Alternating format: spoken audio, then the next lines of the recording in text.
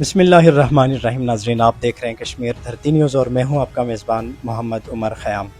اور ناظرین، گزشتہ روز ہمارا ایک اور نوجوان جو ہے وہ ایک نالے میں ڈوب کے اپنی زندگی کی بازی ہار گیا. میں بات کر رہا ہوں ریحان شبیر کی، جس کا تعلق رولاکوٹ کے نواحی گاؤں شمس آباد سے ہے. گزشتہ روز پلندری کراس کے قریب ایک نالے میں ڈوب کے اپنی زندگی کی بازی ہار گیا. اور میرے ساتھ اس ہمارے نوجوان کے جو دوست، جو رفقا ہیں، ان میں سے ایک نوجوان موجود ہیں جو اس سارے واقعے کے آئی وٹنس بھی ہیں اور جو اس کے ساتھ وہاں پہ گئے تھے. ان سے میں آج گفتگو کروں گا.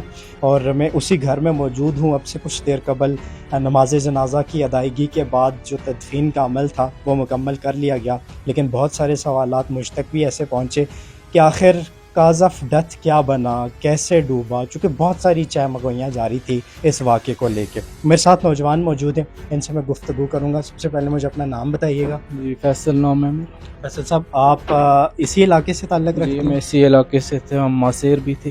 اچھا، آپ رشتے دار بھی تھے آپس جی. میں. اور کل یہ کس وقت آپ کا پروگرام بنا اور جی. وہاں پہ تیرنے کی غرض سے گئے تھے اس نالے کی اسی طرف؟ گھر سے گئے سے تیرنے، ہم 7 دوست تھے. بس بیٹھے تھے، اچانک ہمارا پروگرام بن گیا. ہم ادھر سے نکل گئے، تقریباً 12:30 ہم ادھر سے نکلے، 12:15 12:30 1 بجے ادھر پہنچتے ہی ہم جتنے ایک دم ہی پانی میں گھسے. بس گھسنے کے 10-15-20 منٹ بعد یہ کام ہو گیا. جو آپ یہاں سے 7 بندے گئے تھے اس نالے کی طرف، جی اور جب آپ یہاں سے وہاں پہ گئے تو ساتوں کے ساتوں اس پانی میں گئے پہلے؟ جی ساتھوں کے ساتھ ہم اسی پانی میں گئے تیرنے. تیرنا جانتے تھے آپ سارے؟ جی جو ہمارا نوجوان جو زندگی کی بازی ہار گیا، کتنے عرصے سے تیرنا جانتا تھا؟ جی تقریباً پیچھے بھی ہم 1-2 سال رقفے سے جاتے تھے، سال میں 2-3 مرتبہ جاتے تھے. یا ہمارے ساتھ جاتا تھا، تیرتا تھا، یا ہم سے اچھا تیرتا تھا. تو کوئی اندازہ ہے کہ جس نالے میں آپ گئے تھے یہ کتنا گہرا تھا، یا اس سے پہلے بھی آپ اس نالے میں کبھی گئے تیرنے کے لیے؟ جی نہیں، اس نالے میں اس سے پہلے کبھی نہیں گئے، پہلی مرتبہ ہی گئے. لیکن ایک سائڈ سے گہرا تھا، دوسری سائڈ پہ گہرا نہیں تھا.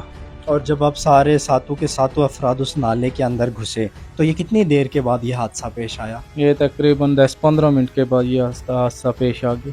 تو آپ کو ڈوبتے ہوئے وہ نوجوان ہمارا نظر آیا، ریحان کو دیکھا آپ نے، شور کیا اس نے، کیا کیا آپ ساری تفصیل بتائیں. جی کوئی شور نہیں کیا، بس نظر آیا دیکھتے ہوئے ڈوب رہا تھا. اتنے میں ہمارے دوست تھے اور وہ پیچھے گئے اس کے، لیکن تب تک لیٹ ہو چکا تھا، وہ ڈوب چکا تھا. اس کے بعد ہم نے ڈھونڈنا شروع کر دیا. تقریباً 10-15 منٹ ہم نے ڈھونڈا، نہیں ہمیں ملا. اس کے بعد ہم نے محلے والے بلائے. روڈ سے ایک موٹر سائیکل والا جا رہا تھا، وہ بلایا. اس نے بولا کہ مجھے بھی تیرنا نہیں آتا ہے، آپ اپنے محلے والے یا کسی کے پاس جاؤ، ریسکیو کے بلاؤ. پھر ہم محلے والے کے پاس گئے، محلے والے آئے، وہ بھی کہنے لگے ادھر پتہ نہیں کچھ نوڑا ہے، کیا چیز ہے، ہم نہیں گھستے پانی میں. انہوں نے بھی لیٹ کر دیا. پھر ریسکیو والے آئے. پھر راولاکوٹ سے کوئی بندے گئے جو تیر رہے تھے، وہ اندر گھسے. انہوں نے ڈیڈ باڈی نکالی. ڈیڈ باڈی اس وقت سائڈ پہ آ چکی تھی. ڈیڈ باڈی خود بخود سائڈ پہ آ چکی خود بخود سائڈ پہ آ چکی تھی. اور اس حوالے سے یہ جو چھ مگوئیاں چل رہی ہیں کہ وہ جو نالا تھا وہ گردن سے نیچے تھا، یعنی آلموسٹ اس کی 4-4.5 فٹ اس کی گہرائی تھی. وہ اتنا گہرا نہیں تھا کہ وہاں پہ کوئی پھنس سکے. کیا یہ سچ ہے کہ وہ گہرا نہیں تھا؟ ایک تو یہ ایک سائڈ پہ تو نہیں گہرا تھا، لیکن دوسری سائڈ پہ زیادہ گہرا تھا. یہ تو ایسے ہی چل رہا تھا. ہم ظاہر موقع پہ موجود تھے. جو ہمارا دوست اس میں ڈوبا ہے، ظاہر جس سائڈ پہ وہ ڈوبا ہے وہ سائڈ گہری تھی کافی. اور اس حوالے سے کیا اس میں بھی کوئی صداقت ہے کہ جب وہ ریحان ڈوبا تو اس کو کھینچنے کی کوشش کی گئی تو کہیں پھنسا ہوا تھا اس کا بازو یا ٹانگ کوئی اس نالے میں پھنس گئی، جس وجہ سے آپ کو وہ ڈیڈ باڈی بعد میں گم ہو گئی، نہیں ملی کہ کہاں گئی؟ اس طرح کا تو ہمیں نہیں کچھ لگا کہ کہیں وہ پھنسا ہے یا کچھ ہوا ہے، کیونکہ جس طرح سے ڈیڈ باڈی ملی ہے خود بخود سائڈ پہ آئی ہے. نہ بعد اس کے کوئی نشان تھا یا کوئی اس پہ مٹی لگی ہوئی تھی، اس طرح کا کوئی اندیشہ نہیں تھا. اور ناظرین، زیر نظر جو ویڈیو ہے، اس ویڈیو میں صاف دیکھا جا سکتا ہے کہ کچھ نوجوان اس ڈیڈ باڈی کو لے کے سائڈ پہ آ رہے ہیں. تو اس ویڈیو کے مطابق یہ تو چونکہ آپ کہہ رہے ہیں کہ ڈیڈ باڈی سائڈ پہ آ چکی تھی، تو انہوں نے وہاں سے اٹھایا، پھر اس کو باہر لے کے آئے، پھر اس کے آگے ہاسپٹل میں لے کے گئے. جی پلندری ہاسپٹل میں لے کے گئے یہ پوسٹ مارٹم کے لیے. انہوں نے بولا ہمیں شک تھا، اس وجہ سے یہ لے کے گئے. واپس پیچھے جو تھے ہمارے خالو شبیر خالو، انہوں نے ان کو بولا فون کر کے آپ نہ پوسٹ مارٹم کرواؤ، نہ آپ نے کوئی FIR کٹوانی ہے، آپ لے کے آئیں. ظاہر سب اپنے لڑکے ہمارے رشتہ دار بھی ہیں, دوست بھی آپس میں کھیلتے تھے, ساتھ بیٹھتے تھے, اس وجہ سے پھر وہ واپس لے کے آ گئے. اور جب آپ وہاں پہ گئے تیرنے کی غرض سے تو تب اس کے تاثرات ریحان کے کیسے تھے؟ کیا گفت و شنید ہوتی رہی؟ کیسی گفتگو رہی؟ کوئی مایوسی تھی چہرے پہ؟ کس طرح کا رویہ تھا؟ اس کے بارے میں بھی کچھ بتائیں. ہیں سر, اس میں یہ تھا, یہ خوش پاش کیا ادھر سے جس طرح ہمارے ساتھ جاتا تھا گاڑی میں, گپ شپ لگائی, بیٹھے, جیسے گپ شپ لگاتا ہوتا تھا ویسے ہی, کوئی مایوسی نہیں تھی, کوئی کچھ نہیں تھا.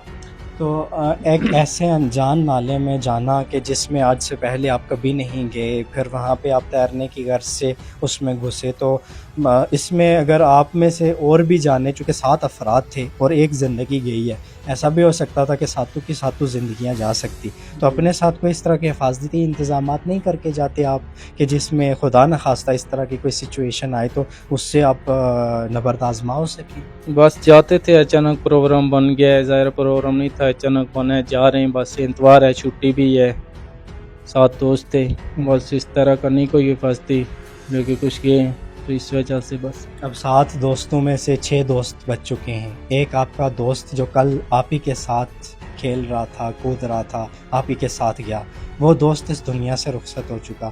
ہمارے دیکھنے والوں کی طرف سے بھی, میری طرف سے, جتنے بھی ہمارے ناظرین ہیں, سب کی طرف سے آپ کے ساتھ اس دکھ میں افسوس کا اظہار کرتے ہوئے آخر میں آپ سے یہی توقع کریں گے کہ آئندہ آپ جب بھی کوئی اس طرح کا کریں گے, اس طرف جائیں گے تیرنے کی غرض سے, تو خدا را اپنا خیال ایسے انتظامات کر کے جائیں کہ کسی اور کی زندگی ضائع نہ ہو. اور اسی کے ساتھ ناظرین, ہمارے جتنے بھی دیکھنے والے ہیں, خاص کر ہمارے ایسے نوجوان کہ آج ان پہ جو مشکل اور دکھ کی گھڑی گزر رہی ہے, اس تکلیف کو بہتر انداز میں الفاظ میں نہیں بیان کر پاؤں گا, لیکن یہ ہے کہ ہمارے جتنے بھی دیکھنے والے ہیں ان سے ریکویسٹ ہے کہ خدا را تیرنے کی غرض سے اگر آپ جاتے بھی ہیں تو ایسے انتظامات اپنے ساتھ ضرور رکھا کریں کہ جس طرح سے یہ قیامت آج اس گھر پہ ٹوٹی ہے, جو غم اس گھر پہ نازل ہوا ہے, وہ کسی اور کے ساتھ نہ ہو. یہ حادثہ, یہ سانحہ, ہماری کوئی اور زندگی, ہمارا کوئی اور قیمتی نوجوان اپنے زندگی سے ہاتھ نہ دھو بیٹھے. اسی پیغام کے ساتھ, اسی پروگرام کے ساتھ آپ سے اجازت چاہوں گا. اللہ میرا اور آپ سب کا حامی و ناصر.